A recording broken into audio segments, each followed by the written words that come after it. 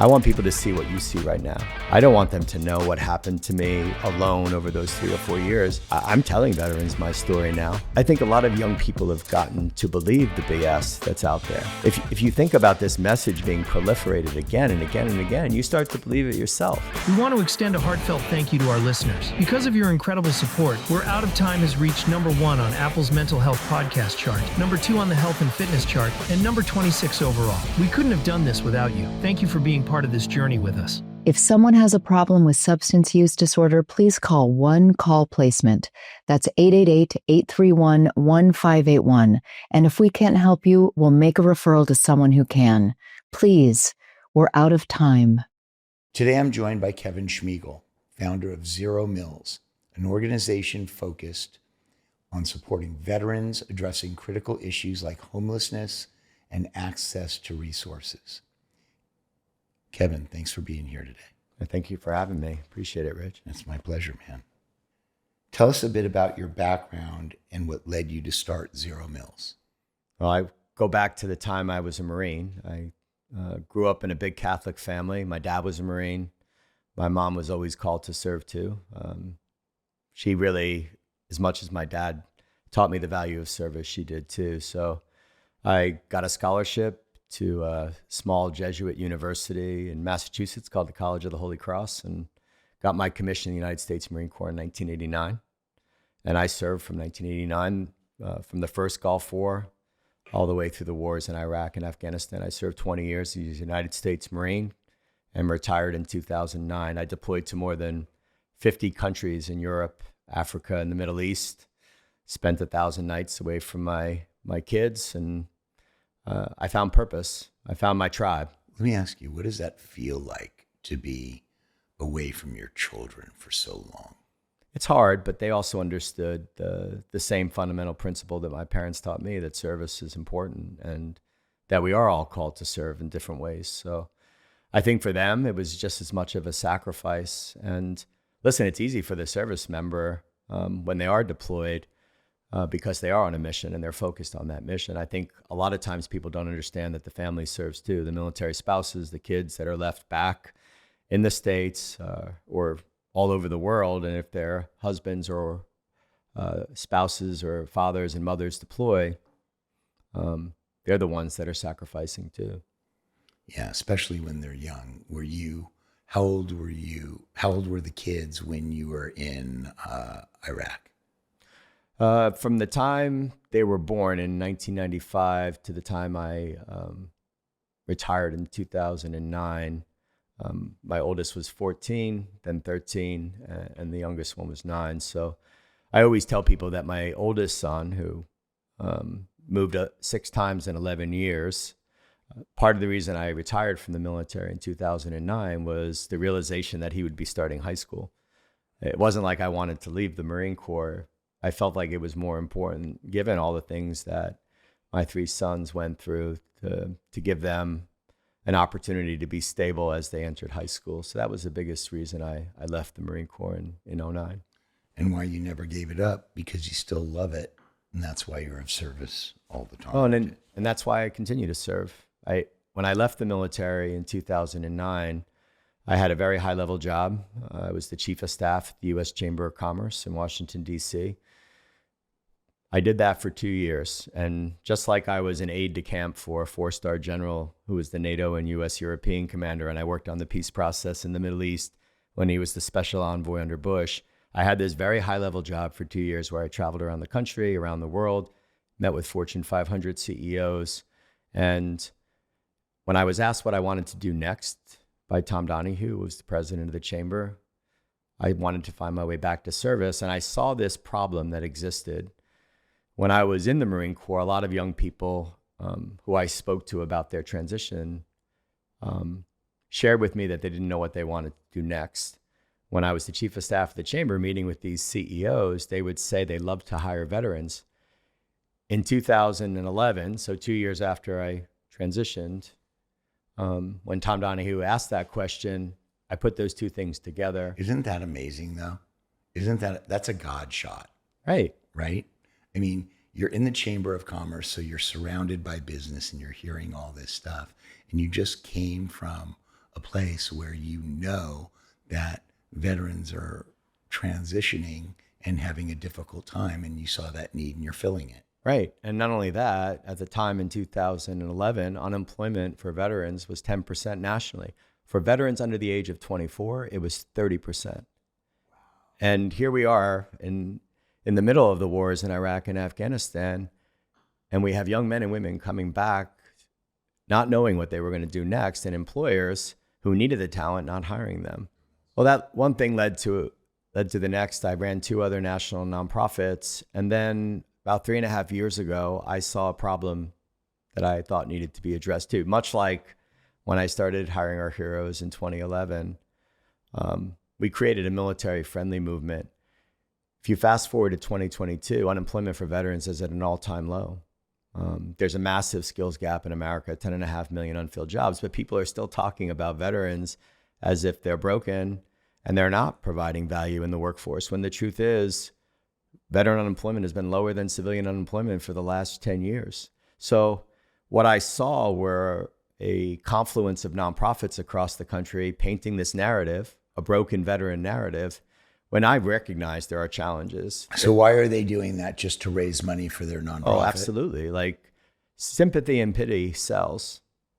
Listen, if you want sympathy, it's between syphilis in the dictionary. Well, go on.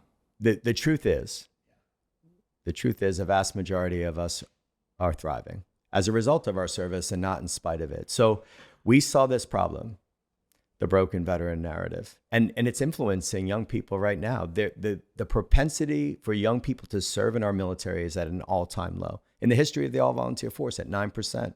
62% of young people in America think that every service member leaving the military, every veteran, will have some form of a psychological disorder. So what is the correct stats on that? On what? How many people come back with a mental health disorder? Well, it's not 62%. And listen, these things. I don't want you to give. Well, I don't know the exact number, and I don't think anyone knows the exact number. And I agree. But if it's not 62%, give me your best guesstimate based on your expertise. Well, if I look at a scale of people who are veterans in society, in the workforce, and the way I talk about it is 90% of us are doing okay or thriving. It's the 5 or 10% that we have to lift up, our brothers and sisters who are struggling. And what I'm saying is I had my own struggles too. Do you know how beautiful that is, how you just said that? It's like, that's just no man left behind. That's just what you guys were taught. That's just part of your DNA. Well, that is who we are. And listen, the realization is when I was in the military, when I was a United States Marine, it was the most thriving time in my life because I had 5 things. So this is what ZeroMils is focused on. When we were in the military, my brother, Paul Cuccinata, who I've known for 20 years, the co-founder of ZeroMils, and I were thriving. We've known each other for 30 years because we had 5 things. We had meaningful employment. We had a sense of purpose in our work through service. We had a connected community, a tribe. The Marine Corps is a tribe, our brothers and sisters. We took care of our health and well-being. Name another employer in America that gives you an hour to an hour and a half every day to take care of your physical health, which leads to good mental health. And we were filling our kit bags up. There's a saying in the Marine Corps, when you find something good, you laminate it, you put it in your kit bag, and you take it to the field. Those are the things that we need in our life to constantly seek self-improvement, education, training, certification, being a mentor, being a mentee. Our company is focused on giving every veteran what they need to thrive outside of service. As soon as they transition, we shouldn't be saying you're entitled to be a veteran. We earn the title, soldier, sailor, Marine, airman, guardian, sentinel. We must earn the title veteran. And we must seek out these 5 things in our lives because we had them in the military. People who are struggling, whether it's when they come out of the military or later in their lives, in transition, in careers, or moving houses, or in divorces, all these things, they still need to focus on these 5 things. And everyone wants to talk about the employment piece. A job is not the only thing we have in our lives. We need those other 4 things too, Rich. You're exactly right. you are exactly right on all five pillars of what you need for support and thriving. What have been some of the most rewarding moments with ZeroMils? Well, I want to just say one thing. We're not saying that, look at us, we're thriving. Both my business partner and I were at times where we were barely surviving too. And we don't want another veteran to go through the same thing. This is through experience. So after I founded and led Hiring Our Heroes for 3 years, raising $40 million from 40 massive companies in America and created a military thriving movement, that program has now helped 1 million veterans find meaningful employment, 1 million veterans and military spouses across the country. You helped 1 million people find jobs? Well, through that program. I led it for 3 years. It still exists. What's it called? Hiring Our Heroes. It's the biggest employment program for veterans and spouses in the country. Is this something you can donate to? Yes, of course. Like most of the money that they get. Right here, tell the viewers how they can donate to this. This is largely driven by corporate giving. So companies are largely supporting it. And people can get involved as volunteers as well, too. That employment problem that existed then doesn't exist at the same level now. But the important point I wanted to make is when I left Hiring Our Heroes, I left because I was working 80 hours a week. I was on the verge of a nervous breakdown. My health wasn't good. So I left that organization, even though I loved it, to go on and take care of myself. What I didn't realize at the time, it was the worst possible decision I could have made, because for 6 months I spiraled. And guess why? I lost my sense of purpose. I lost my tribe. I wasn't taking care of my health, physically, mentally, spiritually, emotionally. And I spiraled for 6 months and fell into a deep depression that lasted years until I recognized that I needed to go back and serve. And I'll tell you a story because I know what you could have done? You could have stayed there and exercised a work-life balance. So you didn't have to give up anything to get something else. Yeah, until a young person who's 23 years old, a sergeant, comes up to you in Chicago and said, "Sir, you changed my life today. I got a job."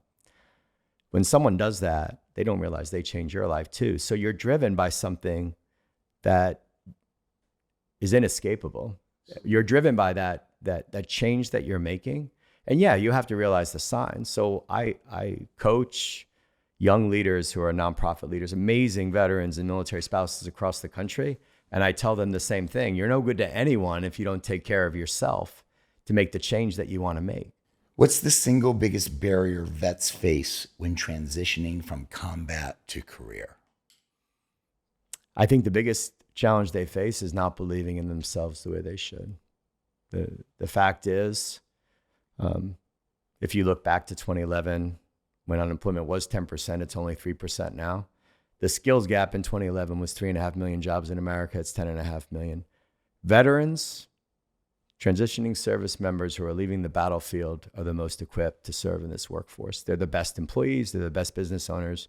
They're the best civic assets. So you can't say these guys are the greatest fighters in the world and with the greatest military in the world, and then all of a sudden they get into the public sphere and they're civilians and they're trash. It's not congruent. They're not congruent thoughts. No, and it is this narrative that puts these thoughts in their heads. They just got out of their tribe, their purpose, yada, yada, yada.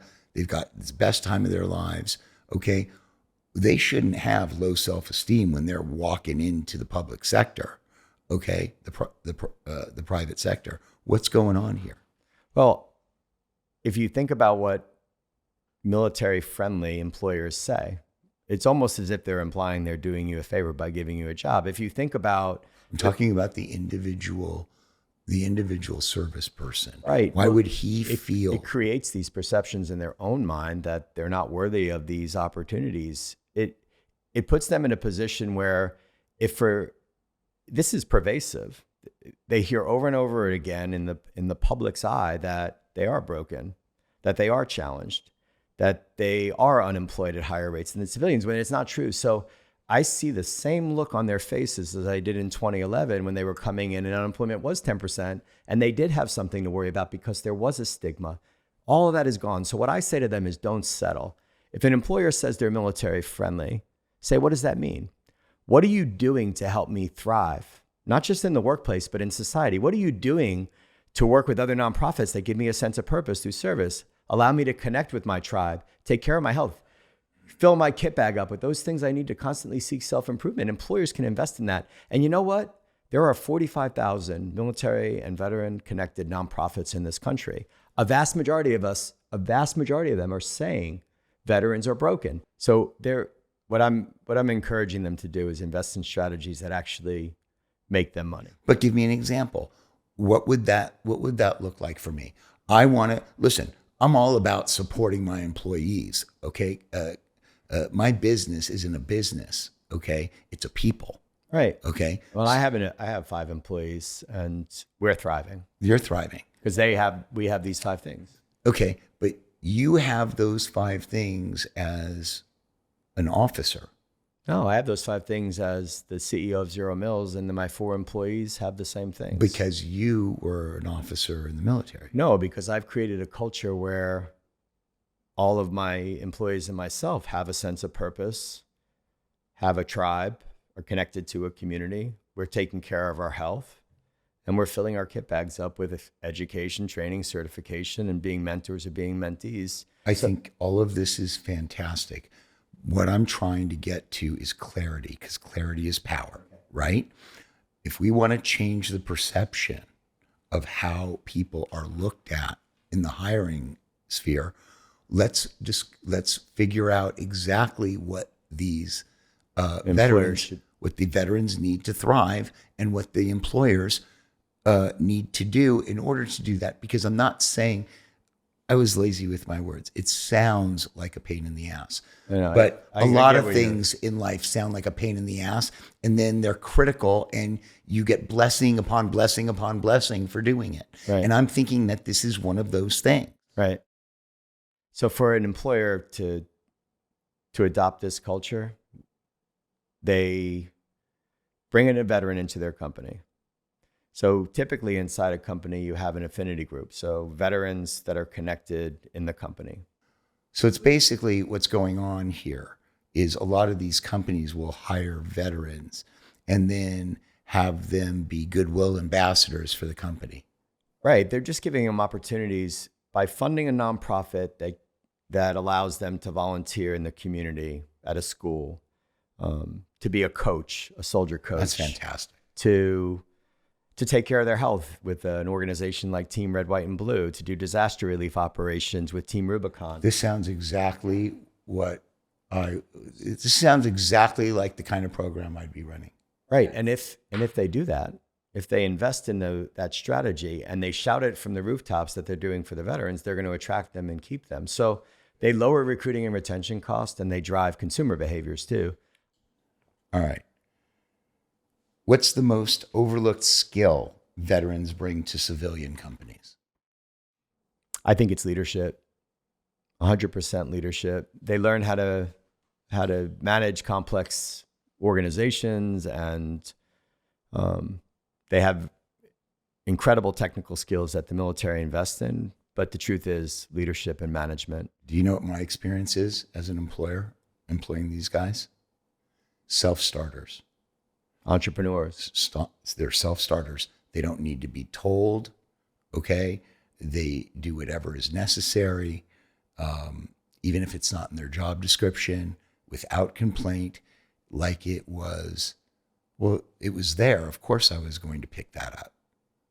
Of course I was going to order that thing. Of course I was going to, right? I mean, always. That's their gift. I mean, that's a huge gift. Well, even just work ethic and showing up to work on time. I mean, always. No, early. You were early. You were a half hour early. That's right. If you're not 10 minutes early, you're 10 minutes late. I always go, if you're not early, you're late. That's right. Got it. Always.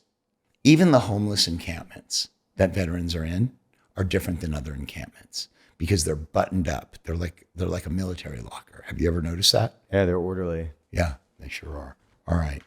You and I agree that nothing beats the mental health benefits of having a job. In your experience, what happens to a veteran's mental health when they're unemployed for too long? Yeah, I've, again, seen this going back 14 years, I think they lose their identity. We have a very purpose-driven life in the military. And I think when you step off and you're faced with that challenge at any point in your life, then meaningful employment gives you dignity. And it is a big part of our identity. I truly believe that it shouldn't be the only part of your identity based on my experience. No, but if you don't have a job, okay, you're going to have mental issues, because that's the most esteemable thing you can do, is work to be self-supporting. Yes. And I'll also tell you, when I left that organization, Hiring Our Heroes, because I needed to take care of my health and I spiraled and I was depressed, I actually did get a job back with the U.S. Chamber of Commerce, and I was a very successful fundraiser in different form or fashion for the chamber. I had a better job, a bigger title. I was making a lot more money, and I was working half the time. But then I really did spiral because I didn't have those other things that really meant something to me. So why didn't you do something volunteer work? So if you did some volunteer work that you were passionate about, you could have kept that other job. Well, exactly. And that's what I'm encouraging employers to do, because once you're in that rabbit hole, it's hard to get out of. And it took another veteran, a Vietnam veteran, who saw me in a crowded space and could see the affect in my face that I was struggling, to say, well, why don't you just consider going back to nonprofit work, which is what I did. And I immediately came out of that hole. What do you do when you come across a veteran or their immediate family members who are abusing drugs or alcohol? Well, since I was in that position too, I was self-medicating when I was depressed. And what were you using? Just alcohol. And I'm not sleeping, like typical things. I keep on going back to my North Star, which is purpose. They need treatment. Right. Okay. They're homeless. They're without jobs. It's the most dehumanizing thing in the world. 1 day a week of therapy doesn't fix that. Right. Just a support group doesn't fix that. You know what fixes that? You stop doing drugs and alcohol so you're not in harm's way. You know, big thing now, man. 40% of the military members and veterans that come in here swearing they're not on or on. Yeah, so they can die. So we're out of time now on this thing. They have to be sent to treatment. This is all these nonprofits should know. And not only that, but the VAs are overbooked. I mean, you have to wait for beds. You're right. We're out of time on a lot of these issues. So there's two ways of looking at it. People talk about getting upstream all the time. So how do you get to a young service member that's right out of boot camp and they're not having any issues at all the way to the time they transition? If they serve for 4 years, 8 years, 12 years, how do we get ahead of the problem? And we make them recognize these 5 things they have when they're in the military, and to embrace those things. You cut the problem off at the end. The reality is, through 20 years of war, the global war on terror, places like Iraq and Afghanistan, and people come back broken, both visibly and invisibly. Of course, there's going to be challenges down the road. But I will tell you this, Rich, the nonprofits that we work with, Soldiers to Sidelines, Travis Manion Foundation, The Mission Continues, Team Rubicon, Team Red, White, and Blue, Wear Blue, Run to Remember, no one's going downstream. Again, better is better. In what universe is good enough? Okay, you take these people and you put them with these well-meaning, doing real good work nonprofits. Okay, what I'm offering is to have therapists or my addiction research fellow literally go down to these places and train up therapists and put in modalities and things that are shown to be effective. But what I'm trying to do is I'm trying to give the best treatment protocol in the world to veterans and the masses. That's why I'm treating all these veterans. That's why at the end of next year, I'm going to be treating 1,000 veterans a month. Right. So what I'm saying is there's a group of people that are at a point of crisis that you want access to. If you want to address the problem, I want access to treatment. Right. To access And treatment and I help don't them. care if it's with me or anybody. I just care that I train these people. I just care that they're getting the best treatment in the world. Right. Because because they are the people who deserve it. And I want the same things. And what I'm saying is we can reduce that number by looking before, but also looking after. So what I would love to do with you is connect you with nonprofits where there is a gigantic pool of people that were in the middle of this crisis point, whether it be addiction, whether it be struggling from depression and other mental health issues, for whatever those reasons. But no one is looking at this back end here after they have gotten out of it. Like, no one's studying those organizations that I named. There are tens of thousands of men and women walking among those organizations, serving, finding purpose, finding their connection with their tribe, taking care of their health.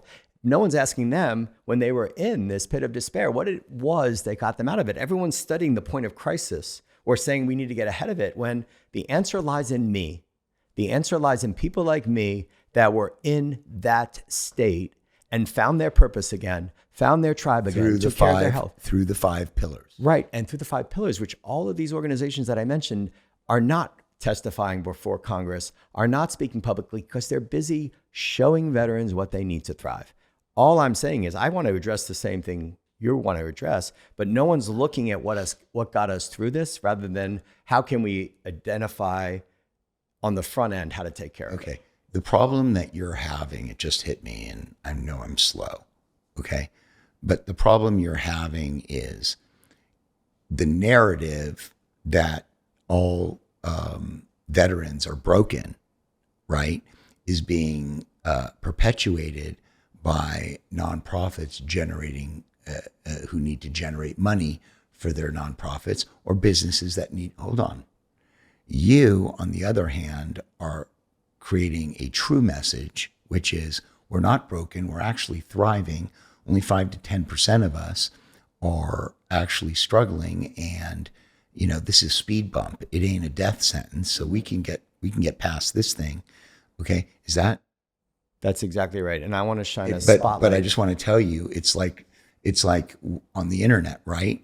I can write something really sweet and 100 people like it, and then I could write something just so salacious, right? And then you got thousands of people, going back and forth. So I feel like this is like the trap that you're in. I know what I'm up against, but I'm not going to give up. I'm not. Now let me ask you a question. Why is it so important for you to let the world know, okay, that veterans aren't broken? Because I was myself, and I don't let that define me. I want people to see what you see right now. I don't want them to know what happened to me alone over those 3 or 4 years. I'm telling veterans my story now, but I think a lot of young people have gotten to believe the BS that's out there. If you think about this message being proliferated again and again and again, you start to believe it yourself. So the people who are struggling, sometimes maybe they accept that when they should hear from people like me who have gotten on the other side of it. But that's why treatment's so important. Amen. Because when you come in, okay, to treatment, that lie that you were told that you're broken is hold on, it's exposed as a lie, okay? Because it's horseshit, okay? And it's not true. And with good therapy, now you walk into the world. It doesn't matter what the noise is or what the perception is or anything. It doesn't matter, because you now are equipped, okay, to go out into the world and not just exist, but to actually thrive in the world. There's nothing better than top-notch treatment. And it doesn't matter if it's for alcohol or drugs or mental health or mental issues. It does not matter. Okay, it's all treated the same way. Yeah. And I guess I should be clear that I did get the treatment that I needed to get better. And I also had a soulmate, a caregiver who helped me through it too.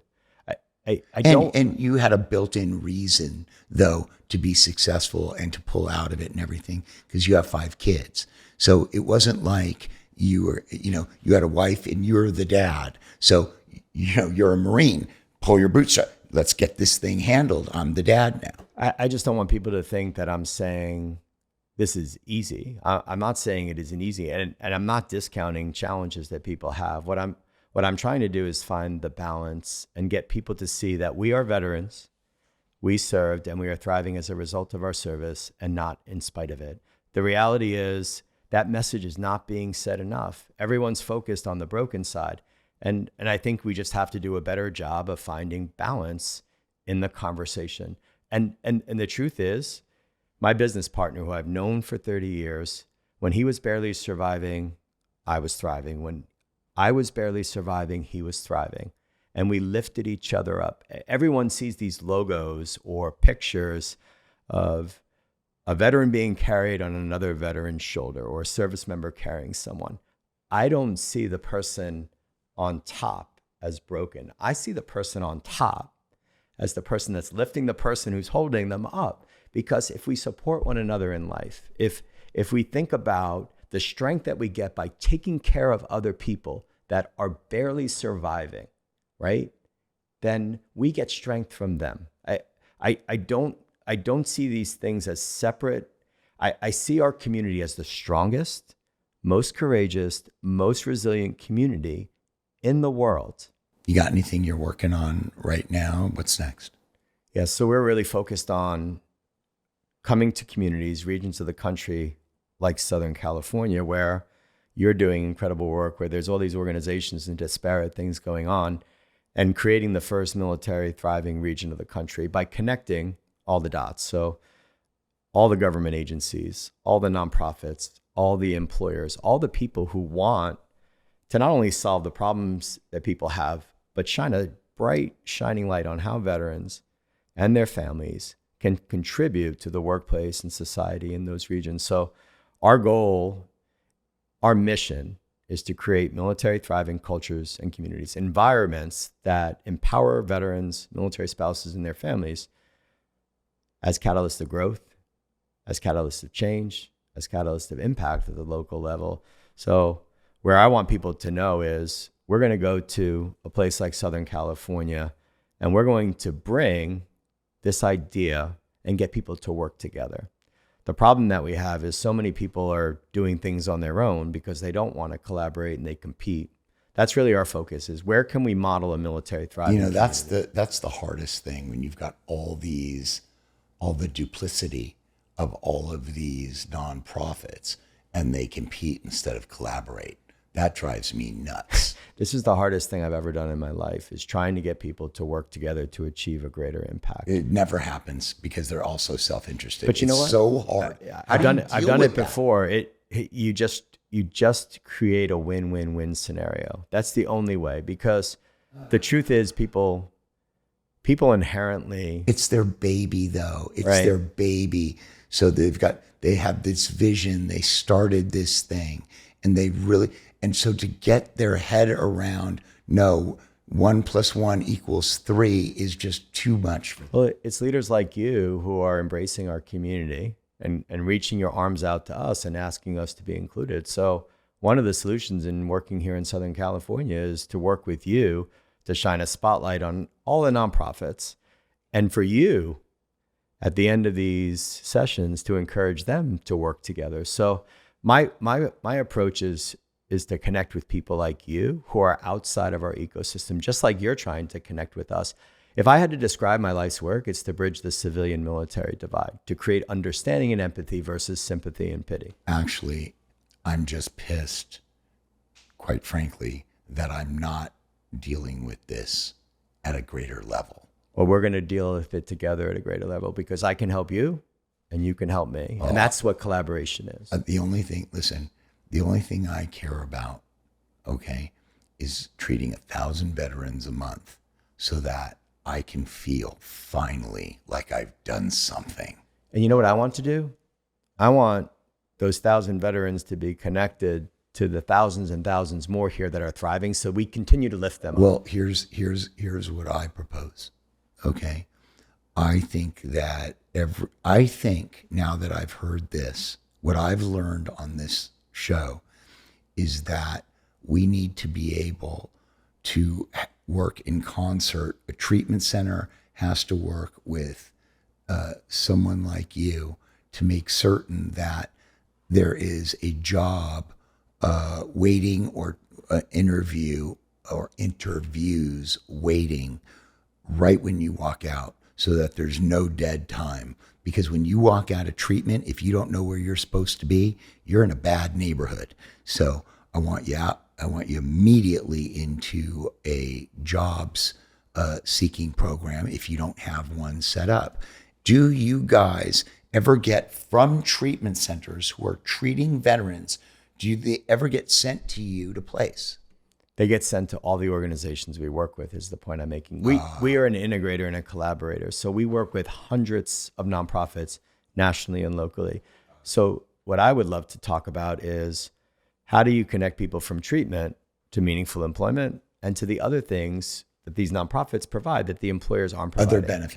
Other benefits and other things they need to thrive. Like, there are multiple nonprofits right here in Los Angeles County that people are coming out of treatment. Yes, we need to find them a job, but that is only defines 8 hours of their day. What are they doing in the community to serve? What are they doing to find that tribe? So right. there are other organizations that are out there that we can connect them. Absolutely. But job number one is to be able to eat. And so, you know what I mean? Like we talked about, the dignity of that's the most important thing, you know, like the movie Dave. And we have that. Everybody works on Mondays. Yeah. And we have that. I started a nonprofit because I realized that. What I also realized is that's not the only thing. So I 100% agree. It's always been a passion of mine. I place dozens of veterans and military spouses every month into meaningful employment. Man, you're a genuine hero, Kevin Schmiegel. Thank you. I appreciate you. And I appreciate what you're doing. Oh, you're doing it, man. Thank you so much for being here, buddy. Thank you. Thanks. I need you to do me one favor. Look into that camera and say, see you next Tuesday. See you next Tuesday. He said it. We're out of time. Please subscribe on YouTube, click the thumbs up, and leave a comment. Please subscribe on Apple Podcast and Spotify and leave a rating and a review. And share the We're Out of Time podcast with others you know who will get value out of it. See you next Tuesday.